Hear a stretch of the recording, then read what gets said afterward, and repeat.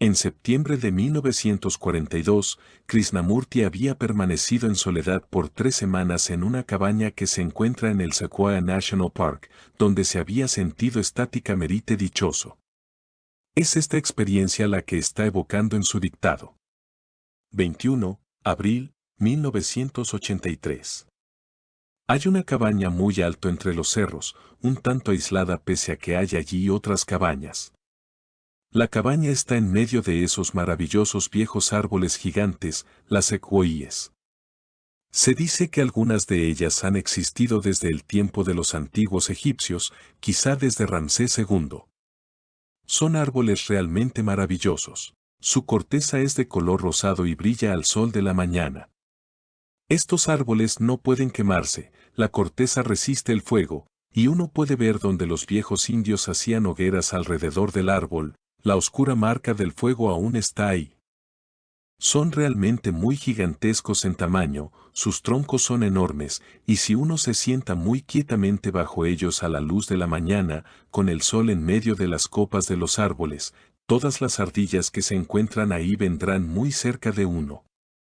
Son muy inquisitivas, igual que los grajos porque también hay grajos aquí, pájaros azules, muy azules, siempre listos para increparlo a uno preguntándole por qué está ahí, diciéndole que está perturbando el área que les pertenece y que uno debe irse lo más rápidamente posible. Pero si uno permanece inmóvil observando, contemplando la belleza de la luz solar entre las hojas en el aire quieto, entonces ellos lo dejarán tranquilo, lo aceptarán igual que las ardillas. No era aún la estación, de modo que las cabañas estaban vacías y uno se encontraba solo, y en la noche había mucho silencio. Ocasionalmente, solían venir los osos, y a veces se oían sus pesados cuerpos chocar contra la cabaña. Este podía haber sido un lugar completamente salvaje, porque la civilización moderna no lo ha destruido del todo. Uno tiene que escalar desde el llano, yendo y viniendo, más y más hacia arriba hasta llegar a este bosque de secuoíes. Había torrentes que corrían hacia abajo por la ladera. Era tan extraordinariamente hermoso encontrarse solo en medio de estos inmensos, altísimos árboles, antiguos más allá de la memoria y tan por completo indiferentes a lo que estaba ocurriendo en el mundo, silenciosos en su antigua dignidad y fuerza. Y en esta cabaña, rodeado por estos árboles, uno estaba solo día tras día, observándolo todo, haciendo largas caminatas sin toparse prácticamente con nadie. Desde tal altura podían verse los llanos iluminados por el sol. Sumergidos en sus ocupaciones, se divisaban los automóviles como pequeños insectos persiguiéndose unos a otros, y aquí arriba solo los verdaderos insectos estaban atareados todo el día. Había muchísimas hormigas. Las rojas trepaban sobre las piernas, pero nunca parecían prestarle a uno mucha atención. Detrás de esta cabaña uno alimentaba a las ardillas.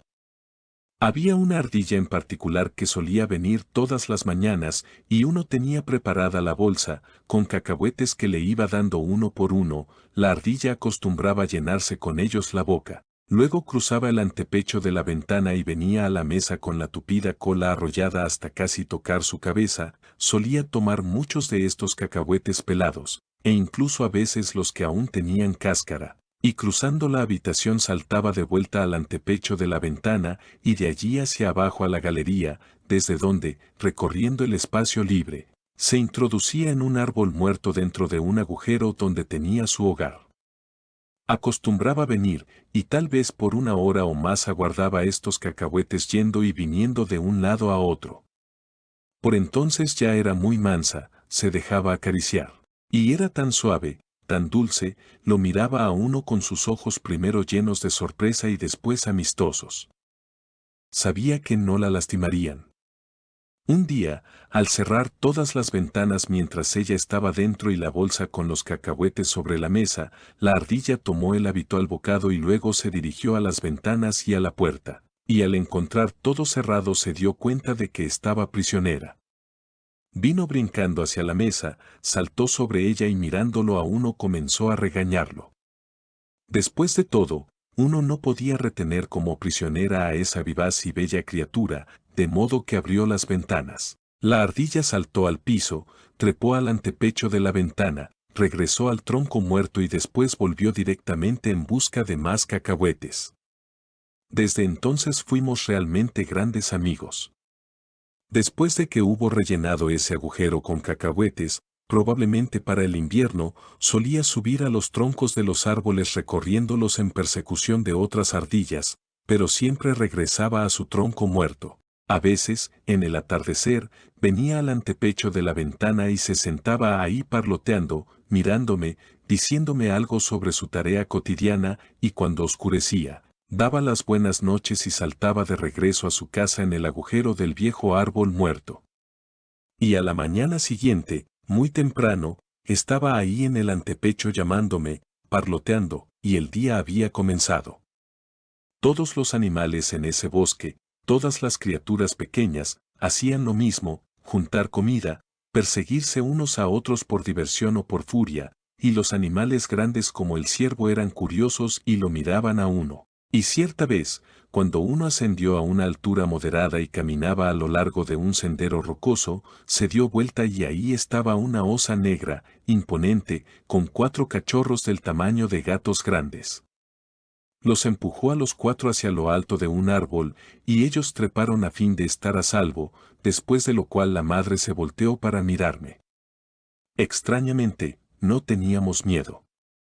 Nos miramos el uno al otro por unos 2 o 3 segundos, o tal vez más, y luego le di la espalda y seguí descendiendo por el mismo sendero. Solamente después, cuando estuve seguro en mi cabaña, advertí lo realmente peligroso que había sido este encuentro con una madre osa y sus 4 cachorros. La vida es un proceso eterno de devenir y terminar. Este gran país aún no se había sofisticado en aquellos días, aún no había alcanzado este terrible avance tecnológico y no había demasiada vulgaridad como la que ahora existe. Sentado en los escalones de esa cabaña, uno observaba, y todo estaba activo, los árboles, las hormigas, los conejos, el venado y la ardilla. La vida es acción. La vida es una serie continua, incesante de acciones hasta que uno muere.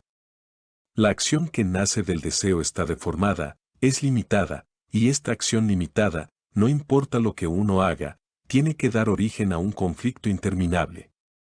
Toda cosa que es limitada debe engendrar, por su misma naturaleza, muchos problemas, muchas crisis. Es como un hombre, como un ser humano que está todo el tiempo pensando en sí mismo, en sus problemas, en sus experiencias, en sus alegrías y placeres, en sus negocios, completamente egocéntrico. La actividad de una persona así es, naturalmente, muy limitada. Uno nunca se da cuenta de la limitación que tiene esta condición egocéntrica. La gente llama a esto realizarse, expresarse, lograr el éxito, perseguir el placer y llegar a ser algo internamente, el impulso, el deseo de ser. Toda actividad semejante no solo tiene que ser una actividad limitada y distorsionada, sino que en sus sucesivas acciones, cualquiera que sea la dirección de las mismas, debe por fuerza engendrar fragmentación. Tal como se ve que ocurre en este mundo, el deseo es muy fuerte, los monjes y los sannyasis han tratado de reprimirlo, han tratado de identificar esa llama ardiente con algunos símbolos nobles o con alguna imagen, identificando el deseo con algo más grande, pero eso sigue siendo deseo. Cualquier acción que surge del deseo, se llame noble o innoble, sigue estando limitada, distorsionada. Ahora el grajo azul había regresado, estaba ahí después de su comida matinal, rezongando para ser advertido. Y uno le arrojó unos cuantos cacahuetes. Primero protestó, luego brincó bajando al piso, tomó unos cuantos en su pico, regresó volando a la rama, la abandonó rápidamente y volvió con sus regaños. Y también el pájaro, gradualmente, día a día, se fue amansando. Venía muy cerca con los ojos brillantes, la cola levantada, el color azul resplandeciendo con una claridad y un brillo muy intensos, un azul que ningún pintor podría atrapar. E increpaba a los otros pájaros. Probablemente, este era su dominio y no quería ningún intruso. Pero siempre están los intrusos. Pronto vinieron otros pájaros. Parecía que a todos les gustaban las pasas de uva y los cacahuetes. Toda la actividad de la existencia estaba ahí. El sol se encontraba ahora alto en el cielo y había muy pocas sombras, pero hacia el atardecer habrá sombras largas, esculturales, bien proporcionadas, oscuras y sonrientes. ¿Existe una acción que no provenga del deseo? Si formulamos una pregunta así, y raramente lo hacemos, podremos inquirir sin motivo alguno y descubrir una acción que sea de la inteligencia.